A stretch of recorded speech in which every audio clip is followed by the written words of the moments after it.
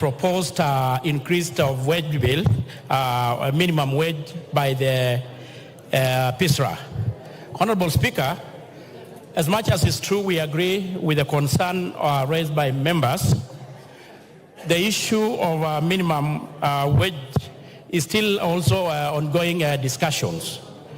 Honorable Speaker, it's good to agree that some of the farms, big farms like Equity, like actually some of the big institutions, pay as less as even 10,000, Honorable Speaker. So we had a proposal that we had actually proposed to the institution to adopt, whereby they are going to form categorization and give different classifications and different certificates, so that the institution that, of course, they are big like G4S, who can able to afford the 30,000, they are given a different certificate, and they are, of course, you'll be able to be given a certificate and a classification depending on your capacity, just like the way NCAA does. So, Honorable Speaker, it is a very valid discussion, but I think it's something that we should be able really to appreciate, that majority of these institutions actually pays extremely too low when themselves are actually earning more. So I think the point to look at it is that we are going to have the regulatory authority give different certificate, different classes, so that the big companies who actually able to have the capacity should be able to pay the minimum. Those in the villages, like those who got the primary schools and small institutions, can able to pay the minimum that they can able to afford. Thank you. Majority Leader, this statement was directed at you. You also have your Thursday statement. We have only 9 minutes to start the next business.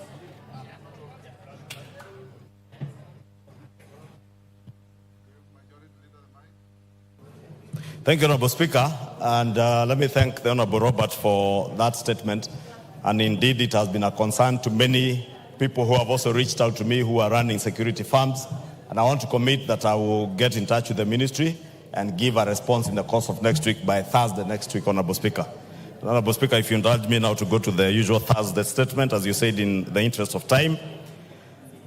Pursuant to the provisions of Standing Order 44.2a, I rise to give the following statement on behalf of the House Business Committee, which met on Thursday, 11th June 2024, to prioritize the business for consideration during the week. Honorable Speaker, as you had previously communicated, today, Thursday, 13th June 2024, the Cabinet Secretary for the National Treasury and Economic Planning, Professor Njuguna Ndung'u, EGH, will make a public pronouncement of the budget highlights and revenue-raising measures for the financial year 2024-2025 and the medium term. I urge members to listen keenly and actively participate in this important business when the opportunity for debate on the matters raised comes up in the House, Honorable Speaker.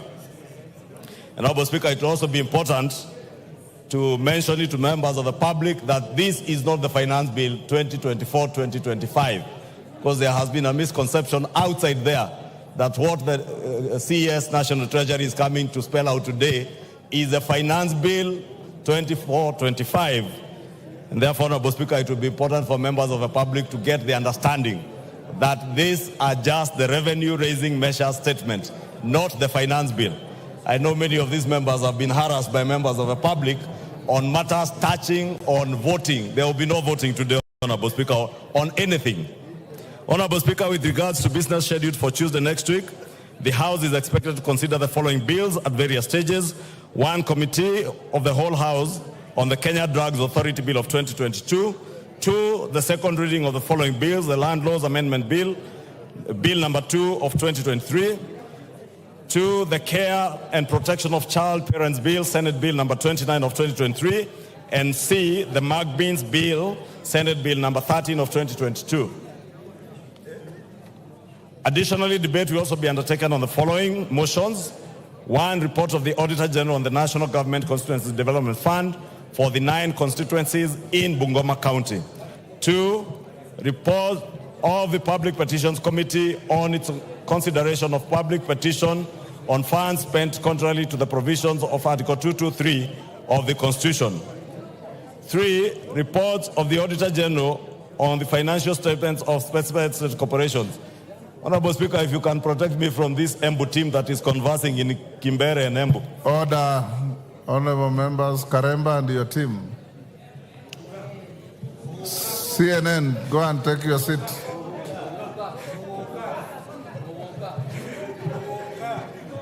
Honorable Speaker, the only word I could understand was Mogoka. In the conversation they are conversing.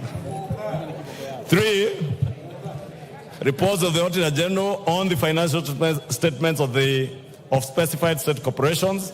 4, report on the Parliamentary Broadcasting and Library on enhancing reporting of parliamentary business online platforms. 5, report of the Committee on Regional Integration on its inspection to the semi-autonomous institutions of the East African Community in Uganda.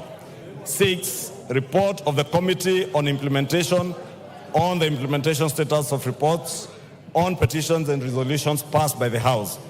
7, report of the Committee on Trade, Industry and Cooperatives on its consideration of alleged fair trade practices by foreign investors in Kenya. And 8, second report of the Committee on National Cohesion and Equal Opportunity on Employment Diversity Audits in Public Institutions.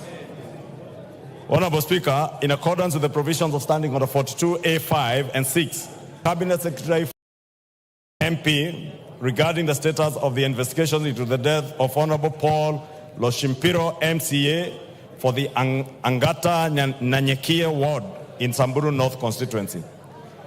3, question by private notice number 006 of 2024 by the member for Luanda, Honorable CPA Dick Maungu MP, regarding the sporadic attack which led to the killings of people in Luanda constituency.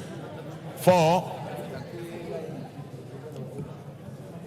Honorable Speaker, I think you may have to separate these members from Embu County. Even the Cabinet Secretary will not be heard if these members sit here, Honorable Speaker.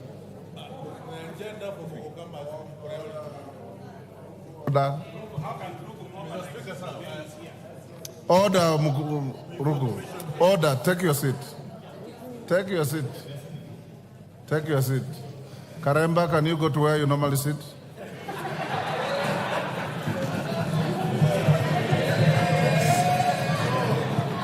Go retreat where you normally sit. In actual fact, Honorable Speaker, these 3 seats are reserved for members of the Parliamentary Service Commission and the Deputy Speaker. Retreat. As have been displaced. Wind up. Wind up. Karemba, you will go and sit where you normally sit. Finish up, Majority Leader. Now that, Honorable Speaker, I can transact some peace. 4 was a question by private notice number 08 of 2024 by the member for Lugari, Honorable Nabwere Nabi MP, regarding the status of the investigation into the circumstances that led to the death of 2 brothers, Mr. Bonaventure Ounza and Mr. Kalistas Apuoka, by the policemen based in Santo Police Station. 5 is question number 11 of 2024 by the member for Moyale, Honorable Professor Jaldesa Guyo MP, regarding the status of the investigation into the circumstances surrounding the shooting of Ms. Kabale Galgalo Guyo around Kangemi Mosque compound. 6, question by private notice by number 012 of 2024 by the member for Lamu, Honorable Monica Mudhoni MP, regarding the recurring conflict between herders and farmers in Ungu village of Hindi Ward, Witu and Mkunumbi wards in Lamu County. 7, question number 271 of 2023 by the member for Laisamis, Honorable Joseph Lekuton MP, regarding birth and death registration offices in Laisamis and Loyangalani sub-counties. 8, question number 02 of 2024 by the member for Matungu, Honorable Oscar Peter Navulindo MP, regarding the surge in cases of livestock theft in the Western region and in particular Matungu constituency. 9, question number 03 of 2024 by member for Kinango, Honorable Gonzi Rai MP, regarding the deployment of the contingent of GSU officers to Kazamoyo village in Kuala. Honorable Irene Joki MP, regarding the replacement of the vehicle with registration plate number GKB340J assigned to the Deputy County Commissioner for Nakuru North Sub-County. Question number 37 of 2024 by the member for Isiolo South, Honorable Tubi Bidu, MP, regarding the issuance of identification cards to residents of northeastern and bordering counties, regions.